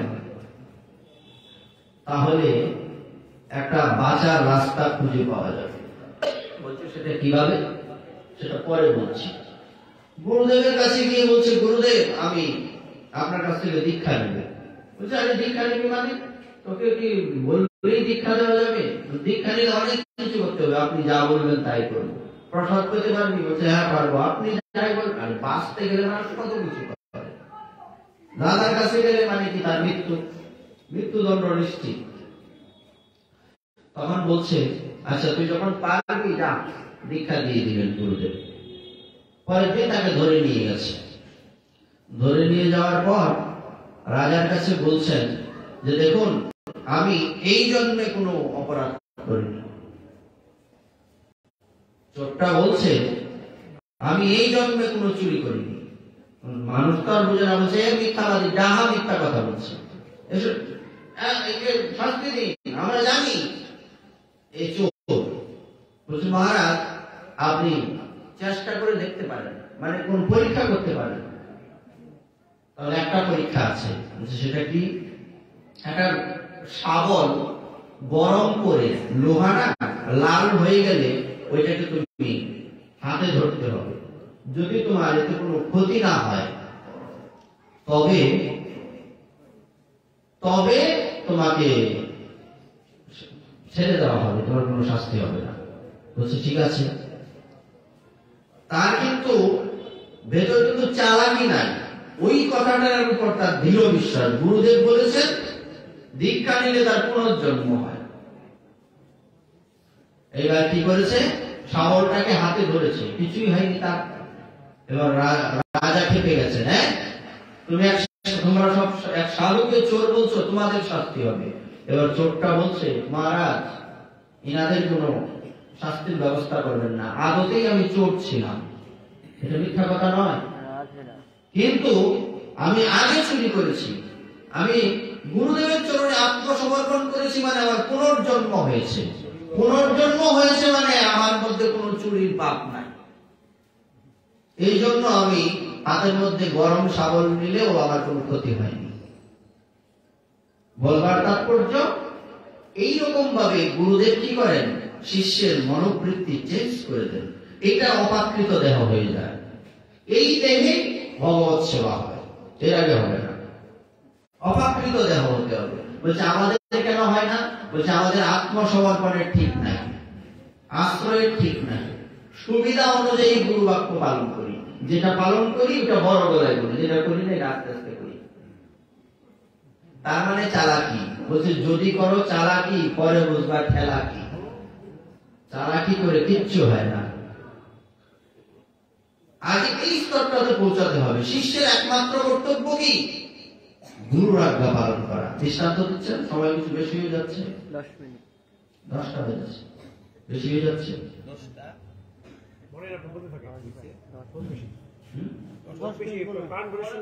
আচ্ছা ঠিক আছে, আপনারা বললে আমি বলতে পারবো, সমস্যা নেই।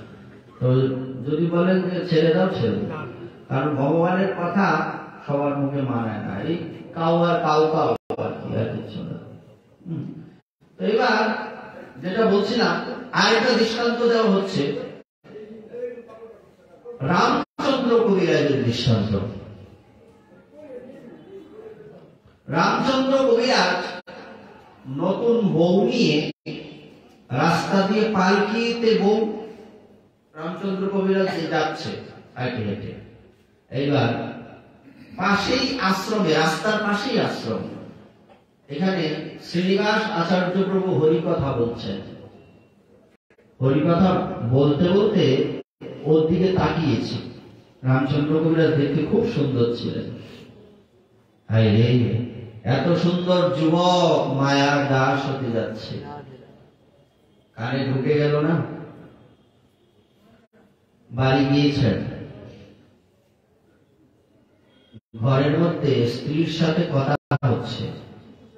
স্ত্রীকে গিয়ে বললেন, উনি যে এই কথাটা বললেন। স্ত্রী তখন বলছে, স্বামী আপনি ওনার কাছে যান, কেন উনি এই কথা বলেছেন ওটা গিয়ে জিজ্ঞাসা করুন, এবং কি করলে আপনার এত সুন্দর দেহটা মায়ার দাস হবে না, ওইটা গিয়ে ওনার কাছ থেকে জেনে আসুন। স্ত্রীও সেই একদম একাদশীর বৃহস্পতি, খাপে খাপ, রাজ্য টোপ একদম। তখন উনি চলে গেলেন, গিয়ে বলছেন, গুরুদেব আমি এসেছি। শ্রীনিবাস আচার্য প্রভু তখন বলছেন, আমি তোমার জন্য প্রদীপ জেলে এত রাত্রে বসে আছি, তুমি আসবে বলে। দেখুন শিষ্য আর গুরুদেবের সম্বন্ধটা কোন জায়গায়। গুরুদেব মানে শিষ্য বাড়ি আসবো, ধনী থেকে কয়েকটা শিষ্য করবো, কিংবা 365টা শিষ্য হলে আর দরকার পড়বে না, একদিন এক বাড়িতে যাবো, পটনাটা বড় হবে। গুরুদেবেরও ঠেকা পড়ে নাই শিষ্যকে কিছু শেখানোর, শিষ্যরও দরকার নাই, দীক্ষা নিতে হবে তাই মিশি। গুরুদেব আইব বছরে একবার বা 6 মাসে একবার, এটা প্রকৃত দীক্ষা হবে না, এতে করে আত্মকল্যাণ হবে না, আর এই দেহটা ভগবৎ সেবার উপযোগী হবে না। দীক্ষা কেন? দীক্ষার কারণ হলো গুরুদেব আমার ওই দেহটাকে, ভিতরে যে সুপ্ত দেহটা রয়েছে, ওই দেহটাকে প্রকাশিত করে দেবেন। ওই দেহ দিয়ে ভগবানের সেবা করার জন্য। এটার জন্য দীক্ষা। নতুবা কিসের দীক্ষা? দীক্ষার পরে যদি আগের মতোই থাকি তো দীক্ষা নেওয়ার দরকার নেই, বসে থাকা ভালো। আমরা অনেক সময় বলি দীক্ষা না নিলে অদীক্ষিত ব্যক্তির হাতে জল খাওয়া যায় না, মূত্র সম, বিষ্ঠা সম অন্ন।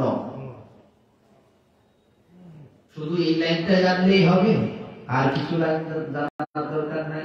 বাড়িতে নতুন বউ আসলে এই তাড়াতাড়ি গুরুদেবের বাড়ি যাও, আগে দীক্ষা নেয় পরে জল খাবো,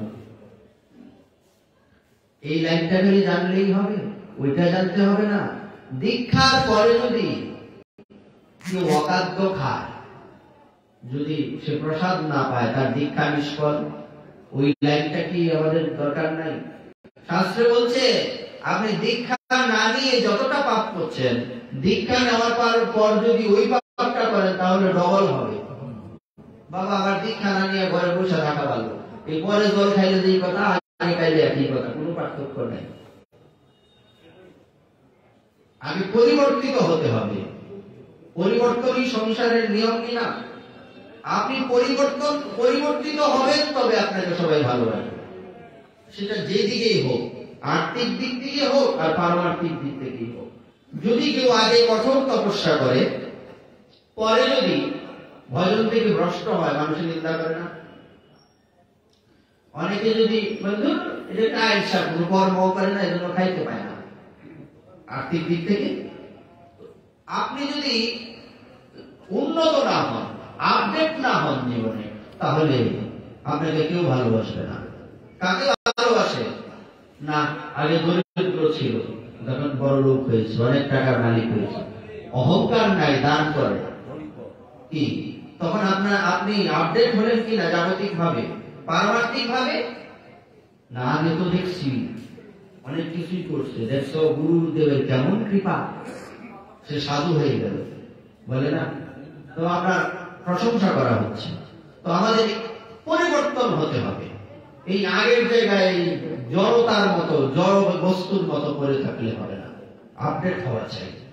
এই যে মোবাইলের প্রত্যেকটা সফটওয়্যারকে আপডেট দিতে হয় না? তখন নিউ ভার্সন চলে আসে।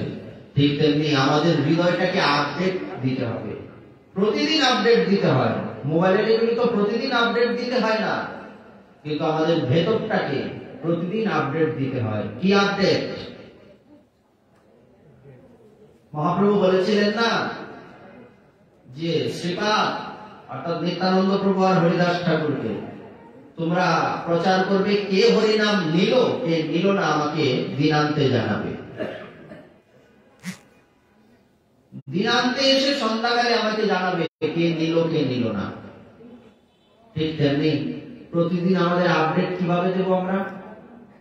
যে আজকে কত মালা জপ করলাম, মালা যে জপ করেছি, মনটা কয় মালা করার সময় কতগুলি মালা মনটা দিয়ে করেছি, কতগুলি দিয়ে করতে পারি নাই, ওটা চেঞ্জ করতে হবে। আজকে কয়টা মিথ্যা বললাম, আজকে কয়টা পাপ করলাম, এই আগামীকাল থেকে এগুলি করা হবে না। এইভাবে প্রতিদিন নিজেকে আপডেট দিতে হবে, তাহলে না ভজন বাড়বে। না জপ করি, প্রসাদ পাই, একাদশী করি, আর কি লাগে? ভজন কিন্তু দাঁড়িয়ে পড়ল।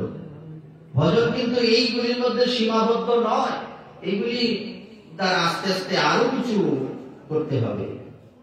যেমন আগে কি করি, প্রথমে তো আচ্ছা যাই খাও, নিরামিষটা খাও, আমিষের পাতিলে হোক যেখানে হোক নিরামিষটা ধরো, অন্তত আমিষটা খায় না, হয় কিনা? পরে কয় যে না একটু সিদ্ধ জলটা ছাড়ো, আতপ চাল দিয়ে ভোগ দেও, আচ্ছা গেল।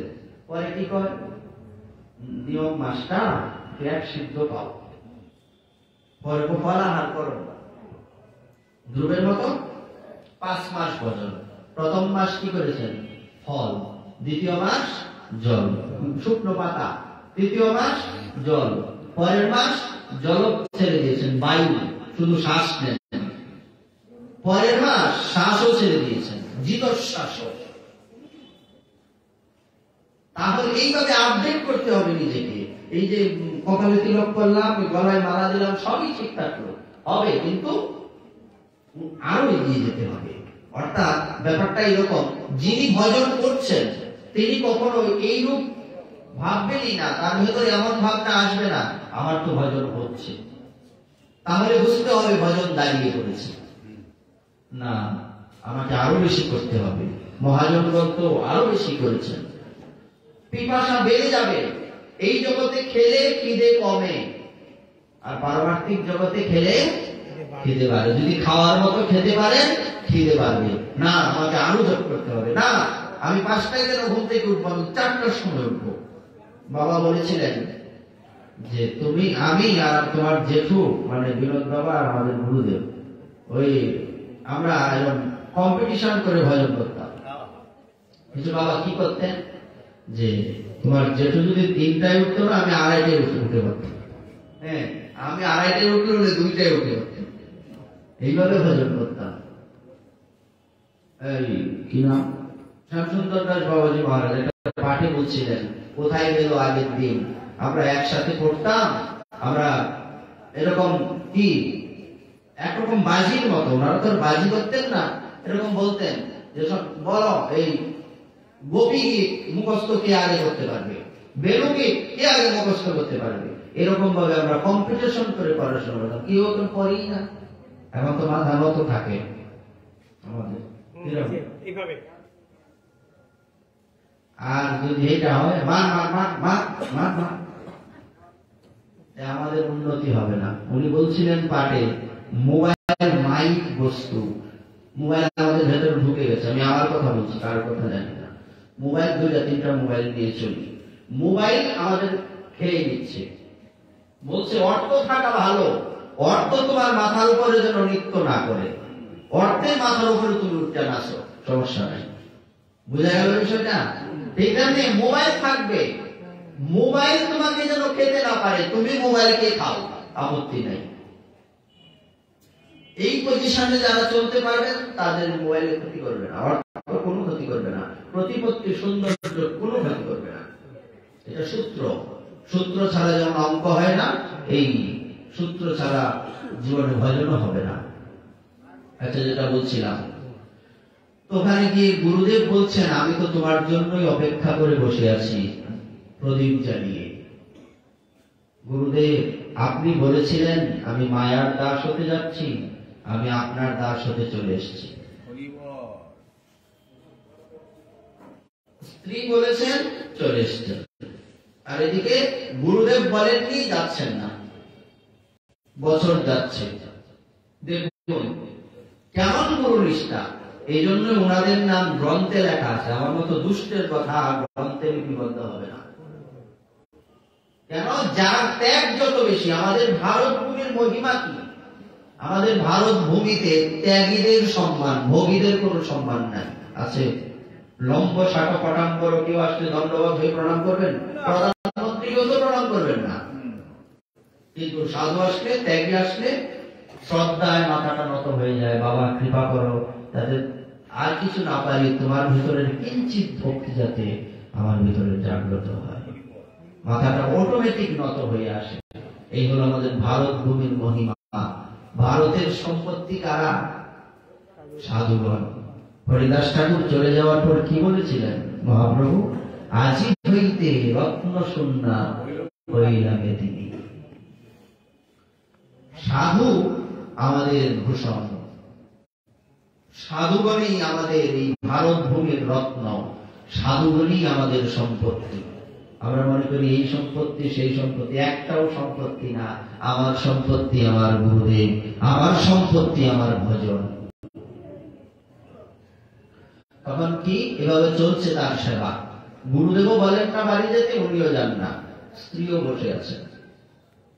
একদিন উনি বলছেন, শ্রীনিবাস আচার্য প্রভু, যিনি মহাপ্রভুর অংশ, শ্রীনিবাস আচার্য প্রভু বলছেন, রামচন্দ্র, বাড়িতে যে তোমার স্ত্রী আছে মনে আছে? বলছে বাবা আছেন তো যাও একদিন তাকে একটু সময় দিয়ে আসো। বলছে ঠিক আছে। গুরুদেব বলেছেন, গিয়েছেন।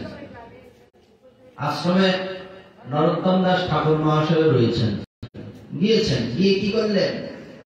গিয়ে দেখছেন স্ত্রী তুলসী তলায় বসে, দেখুন ভগবানের কেমন লীলা, তুলসী তলায় বসে বলছেন, হে বৃন্দা দেবী, আপনি আশীর্বাদ করুন আমার স্বামীর যেন ভালো করে গুরু সেবাটা আয়ত্তে আসে, সেজন্য গুরু সেবা করতে পারে। উনি কোথায় আছেন আমার তার জানার দরকার নেই। এই মুহূর্তে গিয়ে উপস্থিত রামচন্দ্র কবিরাজ, যাক সে এখনো পর্যন্ত আমার পক্ষে আছে, এটাই ব্যাটার। সারা রাত বসে আছেন, বসে বসে বলছে, আপনি গুরুদেবের থেকে এতদিন কি শিখে এসেছেন, আপনি আমাকে কৃপা করে বলুন। সারা রাত্র চলে গেছে, শেষ রাত্রি হয়ে গেছে, যেই কাজের জন্য আসা ওটা আর হলো না। এইবার বলছে, আমাকে তো এবার যেতে হবে, আমার আশ্রমে কাজ আছে, সেবা থাকে সকালে, ঝাড়ু সেবা করতে হবে। তো যাবার আগে গুরুদেব বলে দিয়েছেন যে স্ত্রীর সাথে একটু আলিঙ্গন করে এসো। আলিঙ্গন করে এসেছে, গিয়েছেন, গিয়ে দেখলেন আসতে একটু দেরি হয়েছে। ঠাকুর মহাশয় ঝাড়ু সেবা করছেন, প্রতিদিন রামচন্দ্র কবিরাজ করেন, আজকে ঠাকুর মহাশয় করছেন।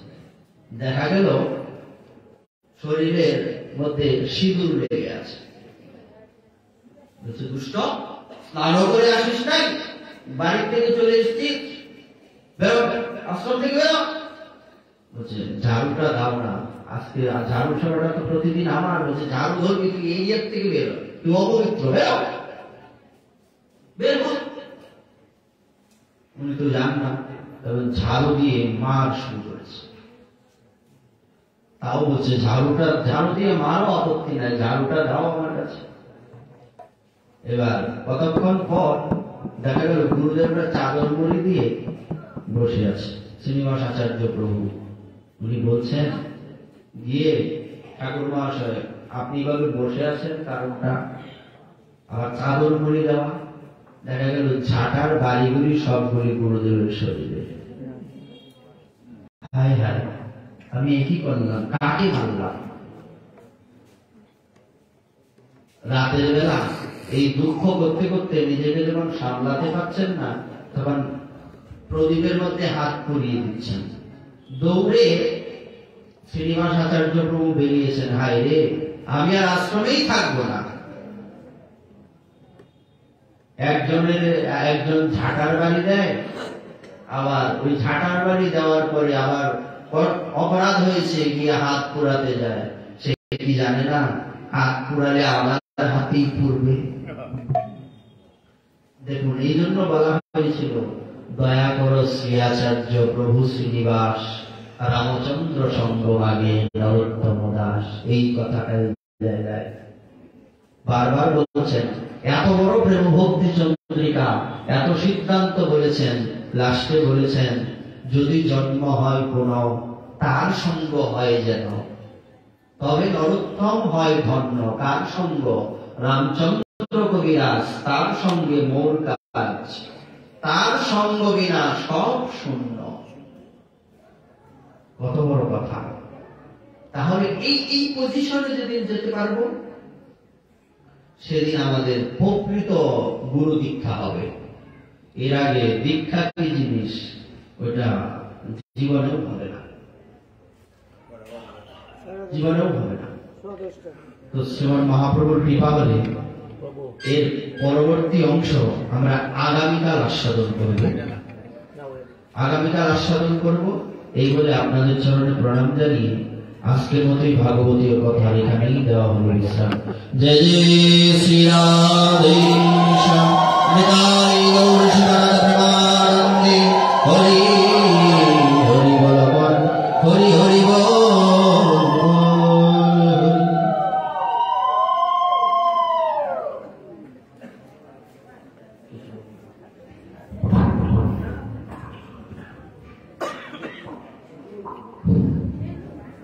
সুরি ভক্তপ্রাণ ও আমার প্রমুখ গুরুদেব